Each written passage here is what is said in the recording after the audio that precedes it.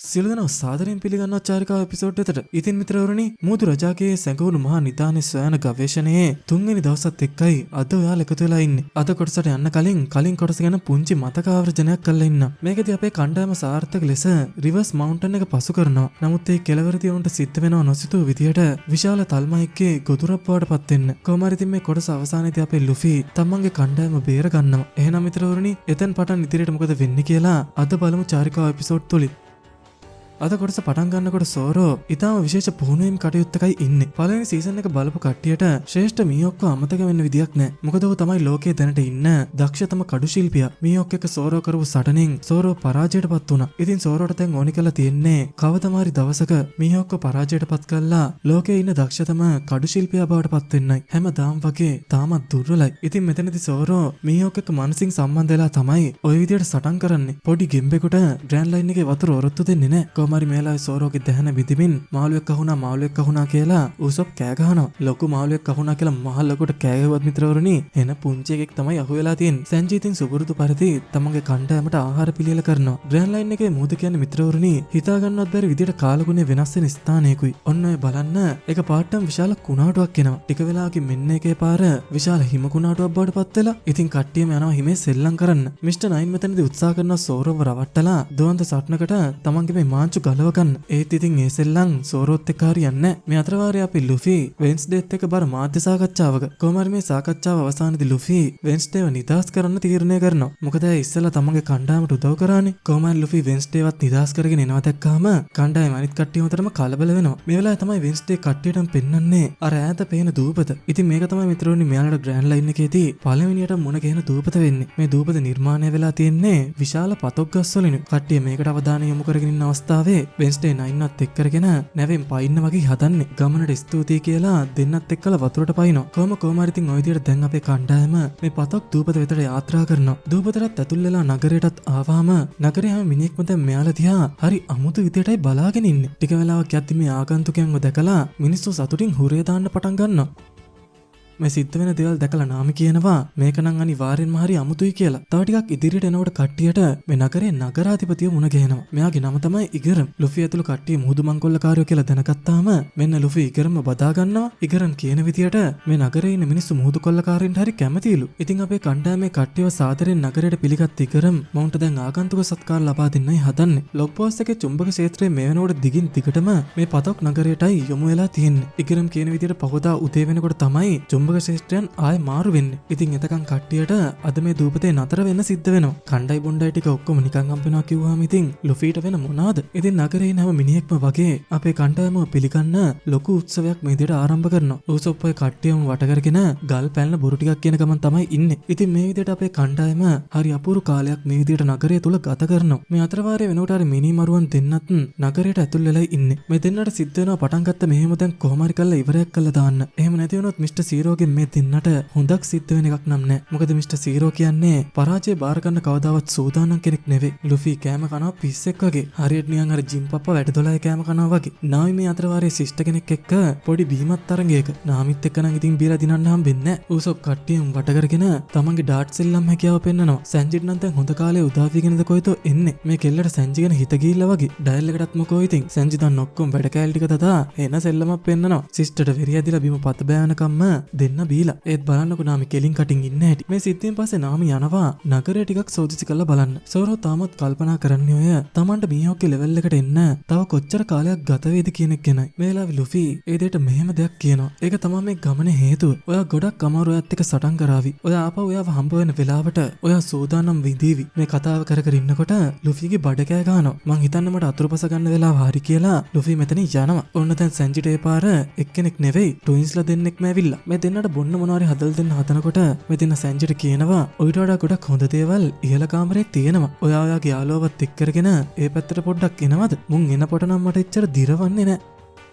කොහොමරි සැන්ජි උසොප්පත් ඇදගෙන දැන් යන්නයි සූදානම්. නියුණු දෙන්නත් ඉතින් සුපිරි මායමක් දානවා. ලුෆි අතුරු පසාර ගන්න බේකරියකට ඇවිල්ලා. මෙතන තියෙන හැම જાතියක්ම වගේ ඩයල් එක කාලාද කොහෙද? ටික වෙලාවකින් මෙතනට ඉගරම් එනවා. මේ කාපුව ඔක්කොටම Taman සල්ලි ගෙවන්නම් කියද්දි ඉගරම් කියනවා නෑ එහෙම අවශ්‍ය නෑ කියලා. ඔයාලා පයිරේට්ස්ලාට ගොඩක් හොඳට සලකනවනේ. මේ වෙලාවේ ඉගරම් හරි අමුතු කතාවක් කියන්න ගන්නවා. ඇත්තම කිව්වොත් ඒක මගේ පෞද්ගලික වාසියක් නැහැ කිව්වොත් මම බොරුකාරයෙක් වෙනවා. ඒත් ගොඩක් ටවුන් වලට ඕනි පයිරේට්ලා මරන්න. ඒක නොකර ඉන්නවට ඔයාලට ස්තුතියි. කොහොමහරි ඊට පස්සේ මේ දෙන්න අතර කතා බහ ලුෆිගේ වීරක්‍රියාවත් එක්ක පොඩ්ඩක් ඉදිරියට කන්ටිනියු වෙනවා. ලුෆිගේ වීරක්‍රියාව ගත්තාම මිත්‍රවරුනි එයා ගොඩක් වෙලාවට කළ තියෙන මිනිසුන්ට උදව් කරන එකයි. මම ඔයාලට එක උපදෙසක් දෙන්නම්. ඔයා විශ්වාස කරන අය ගැන පොඩ්ඩක් පරිස්සම් වෙන්න. ලුෆි ඉගරම් ගැන පවා ලොකු විශ්වාසයක් තියලායි තියෙන්නේ. ඔහු ගැන විතරක් නෙවෙයි මිස් වෙන්ස්ඩේ ගැන. ඉතින් මේ වෙලාවේ ඉගරම් මිස් වෙන්ස්ඩේ කියලා කියනවත් සමගම මෙන්න මෙතනට එනවා. ඉතින් මේක තමයි මිත්‍රවරුනි ලුෆි නොහිතපු පැත්ත. මම ඔයාට අනතුරු ඇඟෙව්වා. ඔයා විශ්වාස කරන අය ගැන පරිස්සම් වෙන්න කියලා. ඉතින් මෙයාට තමයි මිත්‍රවරුනි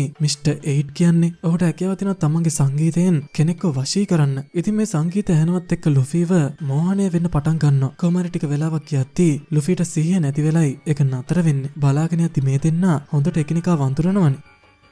මිත්‍රවරුනි 1x site ගැන පුංචි දැනුවත් කිරීමක් කරන්නයි හදන්නේ. ඉතින් ඔයාලට පුළුවන් මේකෙන් ලෝකයේ තියෙන විවිධ තරඟවල බලන වගේම ඒවට ලංසු තියන්න. උදාහරණයක් විදිහට ගත්තොත් ක්‍රිකට් මැච් එක කවුද දිනන්නේ, කවුද වැඩිම ලොකු රැස් කරගන්නේ වගේ දේවල් අනුමාන කරලා මුදල් තියාග විතරක් නෙමෙයි iPhones, BMW cars, laptops වගේ ගොඩක් දේවල් ජයග්‍රහණය කරගන්න පුළුවන්. ඒ වගේම ඔයාලට මේක ඇතුළේ ප්ලේ කරන්න පොඩි පොඩි ගේම්ස් ඕන තරම් තියෙනවා. රෙජිස්ට්‍රේෂන් මතක් කරලා චාරි EP කියන කෝඩ් එක පාවිච්චි කරලා බෝනස් එකක් අරගන්න. තවත් විශේෂ අවස්ථාවක් ගැන ඔයාලට කියන්නයි හදන්නේ.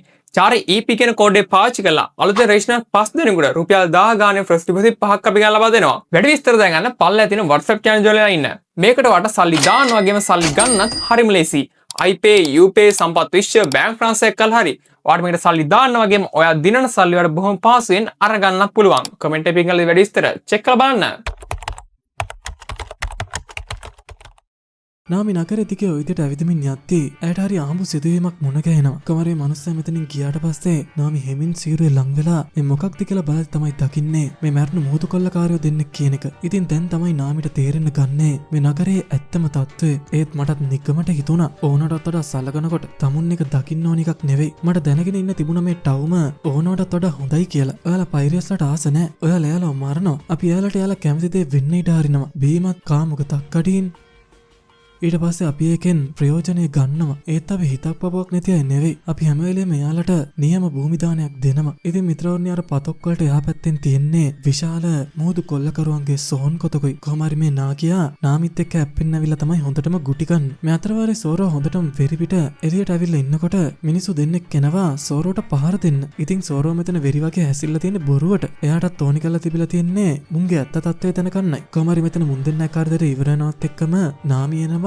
සෝරෝ මේ දූපත උකුලා. ඔව් මටත් ඒක තේරුණා. කෝ අනිත් කට්ටිය අපි ඉක්මනට මෙන් පිට වෙන්න ඕනි. ලුෆි ගියා බේකරියට. අනිත් දෙනා තාමත් ඇතුලේ. ඔයාගෙන් අර දෙන්න වරගන්න. මං ලුෆිව හොයාගන්න. ඔන්න දැන් තමයි සෝරෝ අතේ පයේ හිරියර ගන්න පටන් ගන්නෙ. ඔයාලට මාව අල්ලගන්න දෙන්නෙක්ට වඩා ඕනි වෙයි. ඉතින් මෙතන ඉන්න හැමෝමත් එක්කම සෝරෝ දැන් තනියෙන්ම සටන් කරන්නයි හදන්නේ. කොහමද ටික වෙලාවකින් මෙතනට මිස්ටර් 9 එනවා. බලාගෙන ගියා මිත්‍රවරුනි මුන්ගේ මේ මිනිමරු සමාගම විසින් තමයි මේ නගරය කන්ට්‍රෝල් වෙන්නේ. ඉතින් මෙතන ඉන්න මිනිස්සු ඔක්කොම දැන් මිස්ටර් 9 යටතේ තමයි වැඩ කරන්නේ. කොහොමද මේ පිස්සු ටිකත් එක්ක විශාල සටනක් සෝරෝ මෙතන තනියෙන්ම පටන් ගන්නවා.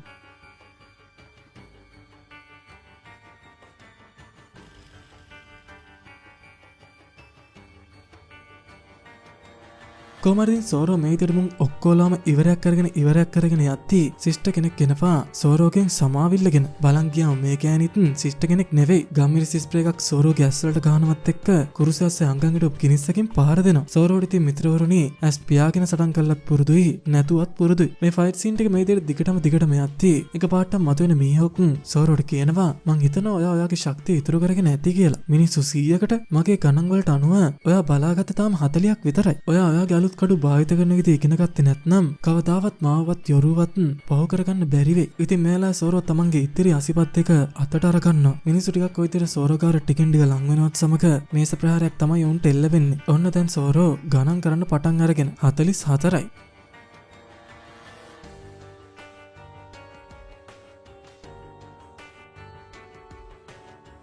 ඒ සෙට් එකට ගහලා ඉවරනවත් එක්ක මිත්‍රෝනි සෝරෝගේ කවුන්ට් එක 63ක් දක්වා වැඩි වෙනවා.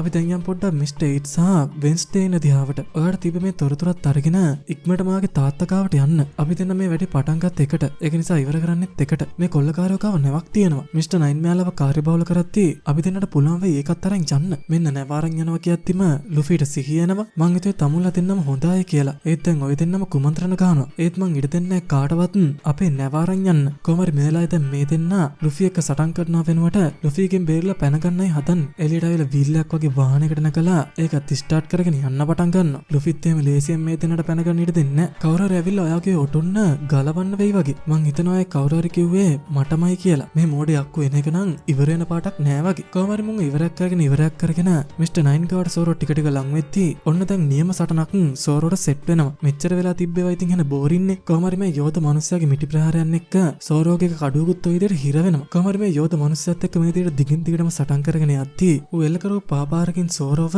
බිත්තියත් කඩාගෙන අර දෙන්න හිටපු කාමරේටයි වැටෙන්නේ. එනකොට ඇතුලේ එන ෂෝ එක. සෝරෝ අපිට උදව් කරනවද? උදව් කරන්න කලින් මේ තියෙන කරදර ටික ඉවරයක් කරන් ඉන්න බෑ. ගෑනු දෙන්නෙක් නම් මොනවද සෝරෝට? නැව ලෑස්ති කරලා තියාගන්න. අපි නැවේදී හම්බ වෙමු. ඒයි කොලෝලුවා. අපිව නිදාස් කරන්නේ නැද්ද? මේ වෙලාවේ සෝරෝ කිනිස්සක් යවනවා දෙන්නයි කකුල් දෙක ගාවට. දැන් සෝරෝට ආයෙත් සිද්ධ වෙනවා අර යෝධයත් එක්ක සටන කන්ටිනියු කරන්න. ඔන්න එහෙනම් හිර වෙලා තිබ්බ කඩුවත් කොහම හරි ආයෙ අතට ලැබුණා. මේ විදිහට දිගින් දිගටම සටන් කරගෙන ඔය පාලම උඩටත් ආවට පස්සේ සෝරෝ මේ පාලම දෙකට වෙන් කළා මුව පහලට වට්ටලා දානවා. මුගෙන් පස්සේ තවත් තෙන්චයෝ ටිකක් එනවා සෝරෝත් එක්ක හැප්පෙන්න. මුන් ටික වෙරෙදි සෝරෝගේ කවුන්ට් එක 85 දක්වා වැඩි වෙනවා. ශතකයක් ගන්න තව 15යි ඕනි. මිස්ටර් 9 කාරයා මහලොකුවට කට කිව්වත් ඌ තාමත් සෝරෝත් එක්ක දුවන් සරණකට එන්න සූදානම් නැහැ. ඌ තමන්ගේ හෙන්චයෝ ටික වෙව ඉන්නවා. කොයිම වෙලාවෙ හරි ඉතින් මුන් ඉවර වෙයිනේ නේ. එතකොට බලාගමුකෝ. අපි යම් පොඩ්ඩක් ලුෆී මොකද කරන්න කියලා බලන්න. ලුෆී ඉන්න තැන දැකලා නාමිත් කල්පනා කරනවා. තමන්ගේ රබවත් මේලා ලුෆී පාවිච්චි කළා මේ කාට් එක නවත්තනවා. ඒත් මෙතන මිත්‍රවරුනි මේ දෙන නොකියපු තවත් ගැඹුරු කතාවක් තියෙනවා. කොහමරි ඇත්තම කතාව කියන්න යනවත් එක්කම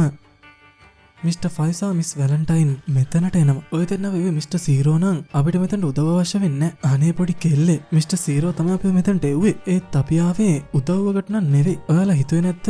ඔයාලා ඇත්තටම කවුද කියලා අපි හොයාගනීවි කියලා. කවුරු හරි කෙනෙක් අපේ සංවිධානයේ රහස් හොයන්න උත්සාහ කරලා තියෙනවා. ඇත්තටම මේ දෙන්න මෙතනට ඇවිල්ලා තියෙන මිත්‍රවරුනි ලුෆීව අල්ල ගන්න නෙවෙයි. මේ වෙලාවේ මිස්ටර් 5 තමන්ගේ නායෙන් බොම්බම් ෆෘට් එකක් ගන්නවත් සමග වෙන්ස්ඩේ හොඳටම කලබල වෙනවා. ඉතින් ඔන්න ඕක තමයි මිත්‍රවරුනි මිස්ටර් 5 ගේ තියෙන බලය. ඒ මිනිහාව හොටු බෝම්බ තියනවාද? අනිත් කෙනා කොහෙටද ගියේ? මිස් වැලන්ටයින්ගේ කිලෝ බලවලින් එයාට යාගේ බර වෙනස් කරගන්න පුළුවන්. ඒ කියන්නේ මිස් වැලන්ටයින්ට පියාඹන්න පුළුවන් වගේම තමන්ගේ බර වැඩි කළා ওই විදිහේ ප්‍රබල ප්‍රහාරයන් එල්ල කරන්නත් පුළුවන්. තාමත් මේ මිස්ටර් 9 කාර්යය සෝරෝත් එක්ක දුවන් සරණකට එන්නේ නැති හැටි. මුගේ මේන හෙන්චයෝ ටික කීයට ඉවර වෙයිද දන්නේ. ඉතින් මේ වෙලාවේ සෝරෝ තමන්ගේ අසිපත් තුනම ওই විදිහට අරගන්න. අසිපත් තුනම අරගත්ත කියන්නේ ඉතින් රේන්ජ් මොඩ් ඩවුන් කරා වගේ තමයි. උන් ටිකවත් බොහොම පහසෙන් සෝරෝ ওই විදිහට ඉවරයක් කළා දානවා. දැන්වත් මිස්ටර් 9 මෙන්න මෙහෙට වරෙන් ඔන්න එහෙනම් දැන් දෙන්න අතර ওই විදිහට දුවන්ත සටනක් ආරම්භ වෙනවා. කොහොමත් සෝරෝත් එක්ක සටන් කරනවා කියන එකෙන් මිස්ටර් 9ට එච්චර හොඳක් සිද්ධ වෙන්නේ නැහැ. මේලා මෙතනට අර නාමිත් එක්ක බීපු සිස්ටර් එනවා. අප්පඩ සිරි බලාගෙන යද්දි මෙයාත් මේ සංවිධානයේ කෙනෙක්නේ. එයාගේ නම තමයි මිස් මන්ඩේ. ඔන්න එහෙනම් කට්ටිය මෙතන ෆයිට් සීන් එකට යලා බලන් ඉන්නකෝ. කොහමර එක වෙලාවක සෝරෝට මුන් දෙන්නම එකතු වෙලා ওই ටිකක් දන්න විදිහට පහර දෙන්න පටන් ගන්නවා. අපි දැන් යම් පොඩ්ඩක් ආයේ මේ දෙන්නගේ පැත්තට. ඔයාලා හැංගිලින්න තැනකින් දැම්ම එළියට ආවොත් හොඳයි. එතකොට දඬුවම මෙච්චර ලොකු එකක් වෙන්නේ නැති වෙයි. කොහමරි මෙතනදී කට්ටිය හැංගිලිට පෙට්ටියට මිස්ටර් බෝම් ආයෙත් ওই දී ප්‍රහාරයක් එල්ල කරනවා. අන්නේ පිපිරි මැහුණද? අන්න එතන ඉන්නේ ඔෆිසර් ඒජන්ට්ලා. මටත් වඩා ගොඩක් ඉහළ කට්ටිය. ඒ කියන්නේ ඔයාගේ යාළුවෝ මැරුණා වගේ තමයි. මහලුකු කණ්ඩායමට ග්‍රෑන්ඩ් ලයින් එකේ පළවෙනි දූපතවත් පව කරගන්න හම්බුන්නේ. ඔය ඉතින් සෝරෝගෙන් මති නොකියන්න කණ්ඩ තමයි ලෑස්ති වෙන්නේ. කොහමද මුන් දෙන්නවත් ඔය විදිහට ඉවරක් කළ දානවත් එක්ක සෝරෝගේ කවුන්ට් එක 99 දක්වා වැඩි වෙනවා. එතකොට කෝ වාසනාවන්ත 100 වෙනියා. ඌ තමයි පිටිපස්සෙන් ආවේ. අර වයසක ඩයල් එක නේද? ඉතින් ඔන්න ඔය විදිහට තමයි සෝරෝ ශතකයක් ගෙව්වේ. මේලා මෙතනට මියොක් ආයෙත් මතු වෙනවා. මේක ආරම්භයක් විතරයි. යාන්තමට අපි දැන් බලමු මිත්‍රවරුනි මේ දෙන්නගේ සැඟවිච්ච කතාව මොකක්ද කියලා. අරයලා ඔයාට කුමරිය කියලා කතා කරේ. මොකක්ද මේ කතාව? ඉගරමයි මමයි මේ කල්ලිය විනාශ කළා දාන්න එයාලට හොරෙන් බැඳුණා. ඒකින්ද තමයි එයාලා අපේ පස්සෙන් පන්නන්නේ. ඉතින් ඇයිදෙන් අපි ඔය කතාව විශ්වාස කරන්න ඕනි? ඔයාලා අපිව විශ්වාස කරනවද නැද්ද කියන එකෙන් වැඩක් නැහැ. ඔයාලා අපිව මෙහෙන් එළියට ගෙනිච්ච නැත්තම් අපි ඔක්කොමලා මැරෙනවා වගේ තමයි. මේ වෙලාවේ ඉගරන් ටිකක් දරුණු විදිහට තුවාලයක් සිද්ධ වෙලා. දැන් ඉතින් වෙන්ස්ඩේට පටන් ගත්ත දේ තනියම ඉවරයක් ගන්න සිද්ධ වෙනවා. මගේ නම ඉගරන්. ඇලබස්ටා රාජකීය ආරක්ෂක සේවයේ කැප්ටන්. ඔයාලා අනිවාර්යෙන්ම කුමරියව ආරක්ෂිත ස්ථානයකට අරන් යන්න ඕනි. අපේ රටේ අනාගතේ පවතින ඒක මත. ඉතින් වෙන්ස්ඩේ කියන්නේ මිත්‍රවරුනි ඇලබස්ටා රජයේ කුමාරිකාවයි. ඇයගේ ඇත්ත නම තමයි නෙෆ්‍රටාරි වීවී කියන්නේ. මේ වෙලාවේ ලුෆී කියනවා මං වාට මගේ වචනේ දෙනවා කියලා. කොහමද ටික වෙලාවකින් මෙතනට සෝරොත් එනවා. දැන් ඉගරන් හදන්න අර දින්නට තනියම මුහුණ දීලා කණ්ඩායමට පැන ගන්න අවශ්‍ය කරන කාලය අරන් දෙන්නයි. ඉතින් කට්ටියට මෙතනින් ඉවත් වෙන්න කියන ඉගරම් තනියම එනවා අර දින්නට මුහුණ දෙන්න. ඉගරම් කියන්නේ නිකම්ම නිකන් කෙනෙක් නෙවෙයි මිත්‍රවරුනි. ඔහු ඩෙවිල් ෆුඩ් කාලයි ඉන්නේ. ඔහු තමන්ගේ ටයි එක ඔය විදිහට අදිනවත් සමග දෙපස තියෙන කොණ්ඩ වලින් වෙපන්ස් මතු වෙනවා. මේ ප්‍රහාරයත් එක්ක මේ නියෝජිතයින් දෙන්න දුවද්දී අපේ කණ්ඩායම ඉක්මනටම ඇවිල්ලා නෞකාවට කොට වෙනවා. පොඩ්ඩක් ඉන්න මෙයා මොකද මේ කරන්නේ? මං ඒවා පස්සේ විස්තර කරලා දෙන්න. අරුන් දෙන්නව ඉගරම් ඔය විදිහට හොයමින් යද්දී එකපාරටම අහසින් කඩාපාත් වෙච්ච මිස් වැලන්ටයින් ඉගරම්ගේ අර තුවාලයටම පහර දෙනවා. එච්චර දාට පුළුවන්. දැන් මේ වීලුකාරයව පුපුරලා දාන්න වෙලාව හරි. ඉතින් මේ වෙලාව මිත්‍රවරුනි මිස්ටර් 5 තමන්ගේ ප්‍රබල ප්‍රහාරයක් ඉගරම් දෙල්ල ගන්නවත් සමග මේ ආකාරයේ විශාල පිපිරීමක් අපිට දැක බලා ගන්න පුළුවන් වෙනවා. තමන්ගේ ළඟම හිටපු සගයා විවිට ඔය විදිහට අහිමි වුණා. මේ විශාල වේදනාවත් එක්ක කට්ටිය නගරයෙන් පිට වෙනවා. කණ්ඩායම දැන් පතොක් නගරයෙන් සැලකියුතු දුරක් ඈතට ඇවිල්ලා විවිට තමන්ගේ මාමාව මතක් වෙන්න ඉතුරු උනේ ඔය රෙදි කෑල්ල විතරයි. ඇය ලොකු වේදනාවකින් තමයි දැන් ඉන්නේ. මගේ නම නෙෆටාරි විවි ඇලබස්ටාවල කුමාරිකාව. බ්‍රොක්වර්ක් සංවිධානය මගේ තාත්තා සහ අපේ රටේ වැසියන් අතර අසමගිය පතුරවමින් ඉන්නවා. එයාලා අපේ රට සිවිල් යුද්ධයකට යවන්න හදන්නේ. ඒක මොන අරමුණක් වෙනුවෙන්ද කියලා මන් දන්නේ නැහැ. ඉගරමයි මම එක දෙයක් හොයාගත්තා. ඒකෙන් සමහර විට අපිට මේ හැම දෙයක්ම නවත්තන්න පුළුවන් වෙයි. එයාලගේ නායකයාගේ ඇත්ත නාමය මිස්ටර් සීරෝ. මම මේ තොරතුරු ඉක්මනින්ම මගේ තාත්තට දැනුම් දෙන්න ඕනි. මේ වෙලාවේ තමයි මිත්‍රවරුනි තවත් කෙනෙක් මේ ස්ථානෙට එන්නේ. සකුරා මල් මේ විදිහට එනකොට